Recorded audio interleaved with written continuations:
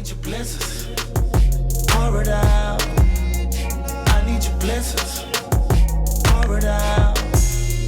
I need your blessings. What's up, YouTube? It's the one and only Tuskegee 87, aka Joe Daddy, back at you one more time. And I brought a friend along. His name is Prune. That's right, you know it. The juice. Bam! That's right, I said.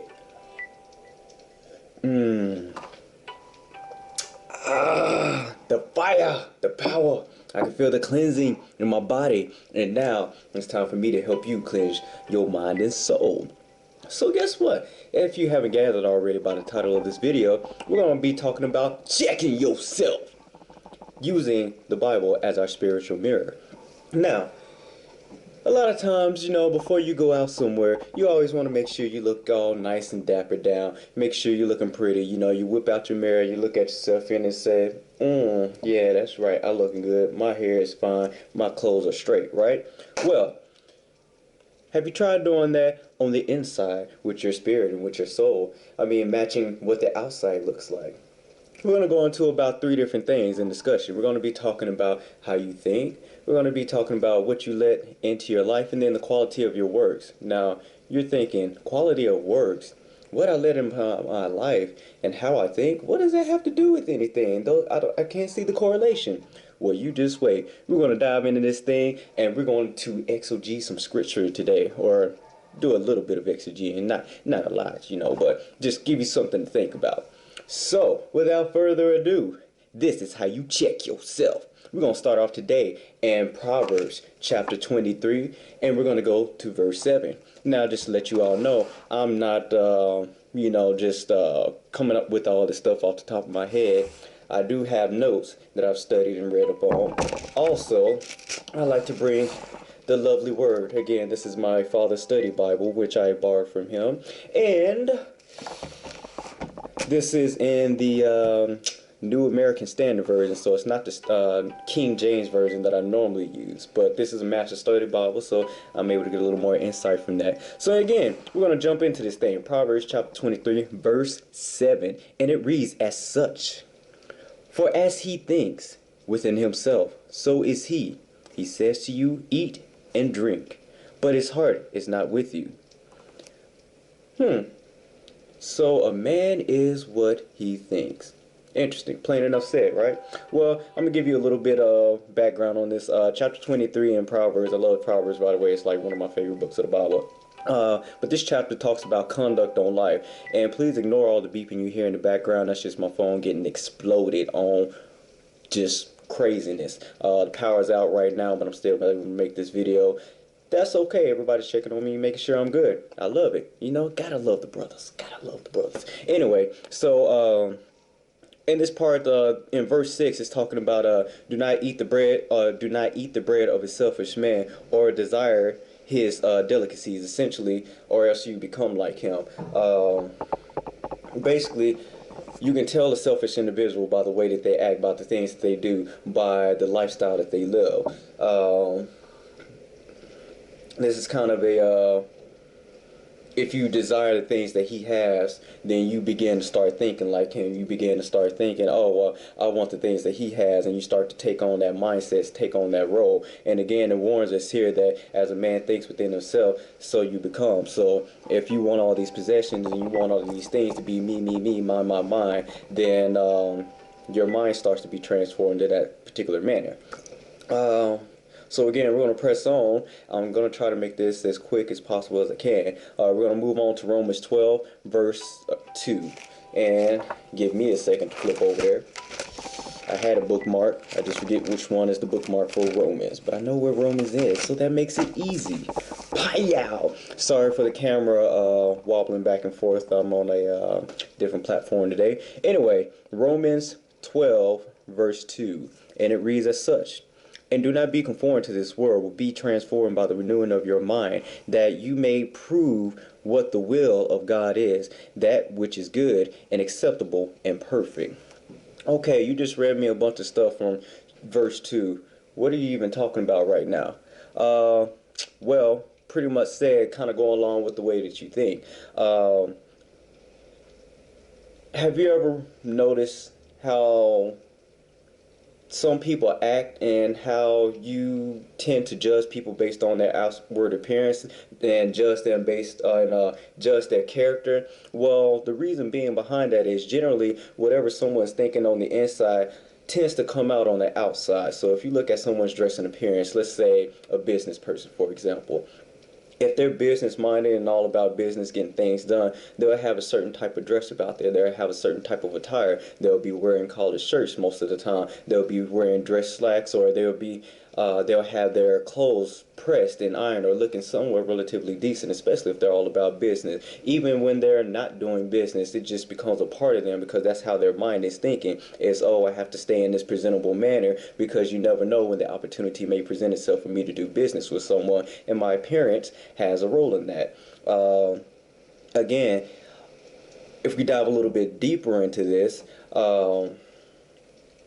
let's say you have a flaw in yourself and you want to change it. Well, you're never going to change this flaw in yourself. Let's say, for instance, you're timid. You're never going to change the timidity about yourself until, one, you recognize that you are timid. Two, that you realize that your timidity is detracting from whatever it is that you're trying to accomplish in life. Maybe it's preventing you from getting a job. Maybe it's preventing you from getting into a new relationship. Whatever the case may be, you have to look at that. But once you acknowledge the fact that you are timid and you need to change that, then you have to change your mind frame. You have to change the way you think now. Now, okay, got it. I'm timid. What do I need to do to no longer be timid? What steps can I take to not be timid? Because let's face it, if you don't stop and say, hey, I need to change my frame of mind, I need to figure out different things that I need to do to change this aspect about me, you're never going to do it. Again, this is the renewing of your mind. So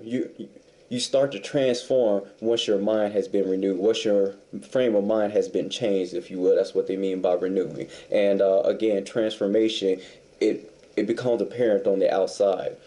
So again, that's just those are a few examples about that. So we're going to press on again because I'm trying to keep it within a time constraint. But the next one, we're going to jump down to Philippians chapter 4, verse 8. Basically, this verse, let me make sure I'm in the right spot. This part is giving us ways to think. This is telling us what we should think about, because we've realized that we have a certain frame of mind that we're in. Then we realize that we need to change our frame of mind. But now you're wondering, okay, I've realized all these different things. So what am I supposed to think about now? If I'm not supposed to think about this thing because it's detracting from me, well, what else should I think about in place of that? And Philippians chapter 4, verse 8 gives us a good starting point of what to think about. And it says, finally, brethren, whatever is true, whatever is honorable, whatever is right, whatever is pure, whatever is lovely, whatever is of good repute, if there is any excellence, and if anything worthy of praise, let your mind dwell on these things. So, Philippians just gave us a nice little baseline to start thinking about, and it's a broad generalization, well, not generalization, if you will, but it's a broad categories that we can start thinking about. So again, if you put your mind on honorable things, you tend to start over time becoming an honorable person. About what have you let into your life. Now again, we're going to bring this back in together, and it's all going to tie in together nicely. So we're going to move on to Mark chapter 9, verses 43 through 50, and it essentially reads, this is basically giving us some dire warnings, things to look at or be mindful of. So again, it just says, and if your hand causes you to stumble, cut it off. It is better for you to enter life crippled than having your two hands to go into hell, into the unquenchable fire, where the worm does not die and their fire is not quenched. And if your foot causes you to stumble, cut it off. It is better for you to enter life lame than having your 2 feet to be cast into hell, where their worms do not die and their fire is not quenched. And if your eye causes you to stumble, cast it out. It is better for you to enter into the kingdom of God with 1 eye than having 2 eyes to be cast into hell. Once again, where their worm does not die and the fire is not quenched. For everyone will be salted with fire. Salt is good. But if the salt becomes unsalty, with what will you make it salty again? Have salt in yourselves and be at peace with one another. All right. So,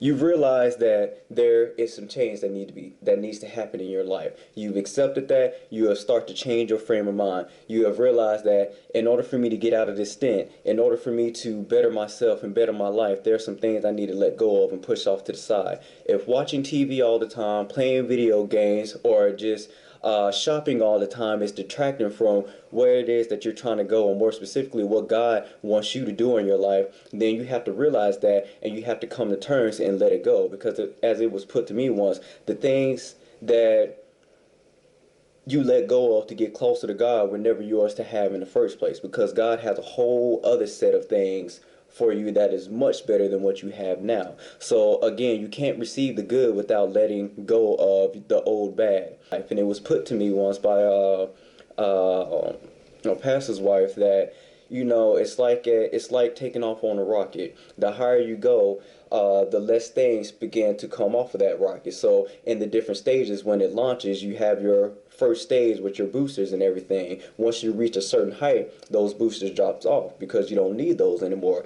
as you're getting closer to God, because it's going to wear down and it doesn't benefit you anymore. As you get closer and closer, more things fall off because again, you don't need those. And again, once you reach up there to that point to where you need to be, you don't need the boosters anymore. They're all gone. They're extra added on weight that's going to detract from you, and that's going to keep you from doing the things that you need to do and maneuvering like you need to. We have to prune ourselves of the things that aren't good for us.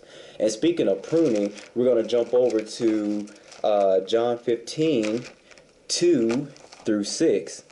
And lo and behold, we're talking about pruning. So it reads, "Every branch in me that does not bear fruit, he takes away. And every branch that bears fruit, he prunes it, that it may bear more fruit. You are already clean because of the word which I have spoken to you. Abide in me, and I in you. As the branch cannot bear fruit of itself, unless it abides in the vine, so neither can you unless you abide in me. I am the vine, you are the branches. He who abides in me, I in him, he bears much fruit. For apart from me, you can do nothing. If anyone does not abide in me, he is thrown away as a branch and dries up. And they gather them, and they cast them into the fire, and they are burned." All right, so what did I just say right there? Like you just spit off all this stuff about pruning and plants. I'm not no gardener. What are you talking about? I don't have a green thumb. I couldn't even keep a cactus alive. So basically, all it's saying here, this is Jesus talking, and he's speaking to his followers about.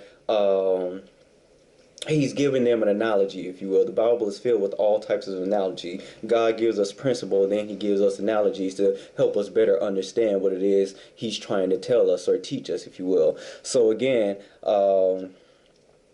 he's basically also telling us that some things have to be cut away from us.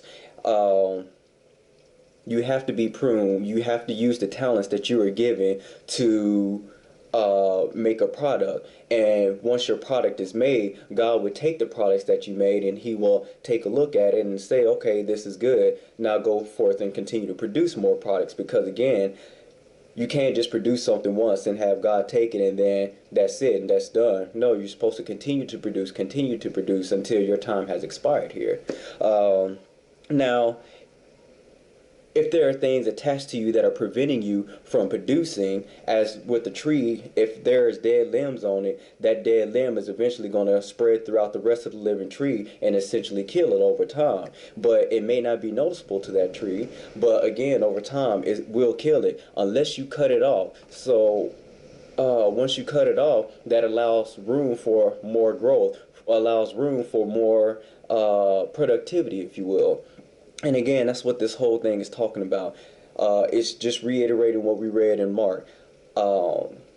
Remove these things that are a detriment to you. If anything is not useful to you that is in your life, get rid of it. Because if it's useless, then why have it? I mean, it's just taking up space, taking up time that you could be doing other things. Again, if you watch TV all the time or play video games all the time, that takes up a lot of your time, and that detracts from productivity. And the reason why I say these things is because, I love playing video games. I don't really watch TV much, but I love playing video games. But, over the past, 3 or 4 months or so, I've noticed that I've slowly gotten away from playing video games, and I hardly ever play it. But that's because I have more things to do. I'm about kingdom business now. I have things to take about in my father's castle. And I know that the reward for me producing from him is going to be greater for me. And I mean, it's already been shown to me in life already. I mean, I'm much more happier with going out and producing for the Lord, and I'm much happier just with the benefits of it all. I have more time now to do other things because I'm not spending it playing video games. I'm about to start classes once more, and again, I'm trying to get my master's degree. And if I'm constantly stuck playing video games, I won't be focused enough, or I won't be. I'll keep having this urge to pull at me to play video games, and then I won't have time to study for these classes, and thus that will result in me failing these classes because I didn't put forth enough time because I was spending it doing other things. I know I just said a whole bunch of stuff right there, but essentially that's what this whole part is talking about. You got to cut things out of your life that aren't beneficial to you, that's detracting away from what it is that you need to do in life. All right, so now we've realized that we started talking about producing. We started talking about cutting away the dead limbs so that you can make room for more growth. So it's not just enough to produce something. Now we're going to jump into talking about the quality of your work. So you just can't go out there and produce anything. If you are an apple tree, you can't go out there and produce plums, or you can't go out there and produce grapes, because you were made to produce apples. You have to produce what you were designed and created to produce, because again, that's your basic principle. And we're going to go ahead and start talking about the quality of your works, if you do any works. Again, we're going to jump to Matthew 21, and we're going to read verses 18 through 19. So, basically, this particular passage sticks with me a lot, and this kind of goes over kind of the punishment, if you will, for being given a gift and not using it like you're supposed to. So anyway, this whole particular portion is talking about Jesus. He's been traveling the lands, doing his teaching and everything. And he's going to, or he went to the city of Bethany after doing his teaching, lodged there for the night. And he comes out of Bethany to continue forward to teach elsewhere. And on his journey, he gets hungry. So Jesus is here, he's in the middle of the desert, and he's looking for something to eat. And basically, we're going to read through this so you can get the gist of it. So now in the morning, when he returned to the city, he became hungry. And seeing a lone fig tree by the road, he came to it and found nothing on it except leaves only. And he said to it, "No longer shall there ever be any fruit from you." And at once the fig tree withered. All right, so there's a whole lot more to that. Essentially, the disciples are with him, and they're wondering why, you have done this thing. Why have you killed this fig tree? What happened to this fig tree? And basically, what Jesus is trying to tell us is that the fig tree was here. The fig tree was in its season to produce. It was supposed to be producing something, but all it had on it were leaves. So it didn't have any figs. It didn't have any fig buds. And thus, Jesus coming up on this fig tree is expecting it to have some type of produce so that it can prune it so that the fig tree can produce more fruit. But it didn't have anything there. So what he did was, he said, because you weren't doing what you were supposed to do, you had one job to produce fig trees, and you couldn't do it. So at that instant, Jesus said you would never produce anything again, and that fig tree died.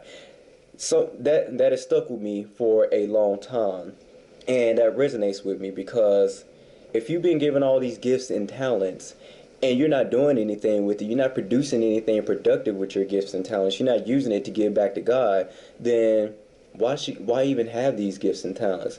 I mean, you're essentially useless. You might as well just die, essentially, because you're not doing anything with it. You're not producing. That's like having a subordinate and you've given them a task to do, because and you've trained them up on how to do this task, and that's their one task, and you give them a deadline, and they don't even start the task. They don't even do anything with it because they're out doing something else that they want to do.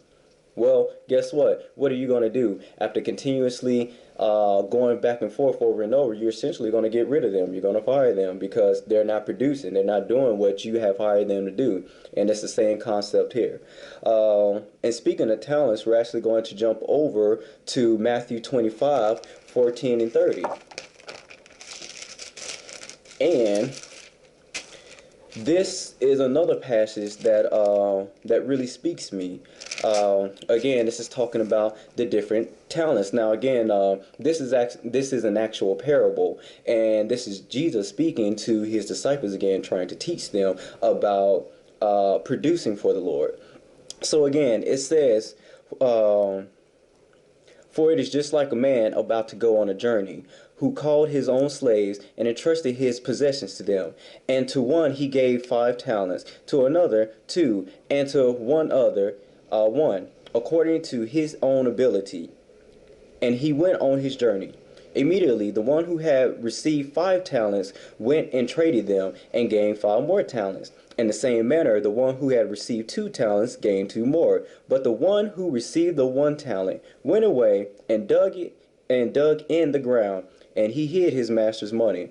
Now after a long time, the master of those slaves came and settled accounts with him. And the one who had received 5 talents came up and brought 5 more talents, saying, Master, you've entrusted 5 talents to me. See, I have gained 5 more talents. His master said to him, Well done, thy good and faithful servant. You have been faithful over a few things. I will make you ruler over many things. Enter into thy joy of your master." And my power just cut back on. Yes. All right, so the one who also had received 2 talents came up to him and said, Master, you've entrusted me with these talents. He yielded 2 more talents, and the master said the same thing to him that he did the first servant. Now comes the time where he's talking with the last servant who he given 1 talent with. And he came up to the master and said, Master, I knew you to be a hard man, reaping where you did not sow, and gathering where you scattered no seeds. And I was afraid, and I went away and hid your talent in the ground. See, have what is yours. But the master answered him, saying, You wicked, lazy slave, you knew that I reap where I did not sow, and gather where I scatter no seeds. Then you ought to have put my money in the bank, and on my arrival I would have received my money back with interest. Therefore, take it away. Therefore, he took away the talent from him and gave it to the one who had 10 talents. Essentially, the whole gist behind this, behind the talent story is, you've been given a certain amount of gifts, a certain amount of abilities, a certain amount of talents, based on your own ability, based on your calling on life. To whom much is given, much is required. So the more talents that you have, the more abilities that you have, the more you have to produce for that. But we see in here that if you don't produce, again, then you are of no use. So what's the point of even giving you that gift or that ability? And we see how the master took that 1 talent that he gave the 1 slave and gave it to the one who had 5 talents, and thus for giving the one with 5 talents 6. So increasing his responsibility, he's giving him more because he knows that that servant can produce more with it, because he has produced more with it. The other 2 servants double the master's investment. And that's the same thing with us. Some of us has been given only 1 gift, and all we have to do is produce with that 1 gift. Or it's kind of like being in a job where you start at the bottom of the chain. If you do good work and do good work, they begin to expand your abilities. You begin to take on more important projects. You begin to do more things that are fun. And as you become proficient in those and showing that you have responsibility in those areas, you eventually become a supervisor. Then a supervisor, and so on and so forth as you go up the chain, because you are a trustworthy individual. And it's the same concept here with God. If we don't use the talents that he has given us, then what's the point of having them? He's just going to take them away from us, and we're going to wither up and die. All right, so Any questions about that? Please leave in comments. I'll reply to you and hit you up. But we're going to keep pressing because I'm pretty sure we're at like 25 minutes right now. We're going to move over to Corinthians chapter 3, verses 12 through 15, and that will be our last scripture review for today. And this one talks about testing what we are produced for. So we know that we needed to change our mind. We needed to understand that we need to start producing for the Lord. So we start producing for the Lord. We know that we've been given all these different things. We start producing based on our responsibility and what we've been given. Now it comes to the time where we are tested on what it is that we've been given, on the product that we've been given. You're never going to accept anything from someone without doing a quality check on to make sure that it's good, because you don't want to send that out to some customer for them to use it and get hurt with it. Same kind of concept here. So everybody's work is going to be put through the fire, essentially. And that's basically what it says, starting at verse 12. And it says, "Now if any man builds upon the foundation with gold, silver, precious stones, hay, straw, excuse me, with hay, straw, each man's work will become evident, for the day will show it, because it is to be revealed with fire. And the fire itself will test the quality of each man's work. If any man's work which he has built upon it remains, he shall receive a reward. If any man's work is burned up, he shall suffer loss, but he himself shall be saved, yet so as through fire."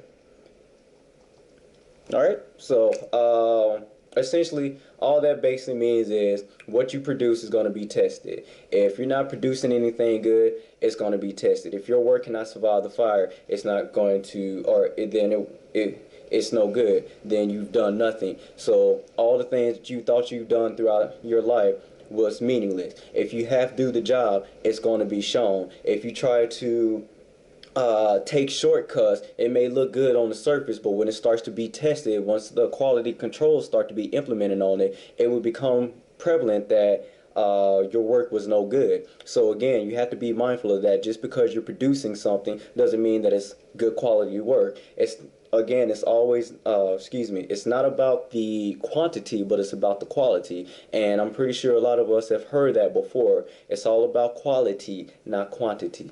So again, that's basically what these scriptures talk about. So again, we're going to start to close this out, but again, we just kind of went over how you think determines what you allow into your life, which will affect the level of your quality of products. So again, the type of music that you listen to, the company, your friends that you keep around you, the foods that you eat, the TV shows that you watch, all of these things compound upon each other and have an effect on how much you work and the quality of the work that you put forth. So again, if you're producing bad quality things, or if you're producing not at all, then you need to check out what's going on around you. You need to trim some of that fat off of you so that you can make room for that muscle, so that you can put your hands to the plow and get to working like you need to. Again, if it's bad, cut it out. And again, use the Bible as your spiritual mirror, to kind of check yourself, if you will. Because again, if it ain't tight, it ain't right. So, this is your boy, Tuskegee87, bringing you the good word. I hope you feel the cleansing of your soul and mind, just as I felt the cleansing of my body after drinking this prune juice. Prune juice for life, y'all. If you have any questions, comments, please leave them down below. Forgive me for it being a while for me making some videos, but don't worry, I got a couple more videos I'm going to put up after this. Again, it's Tuskegee87, reminding y'all to straighten up and fly right. I'm out. But I'm so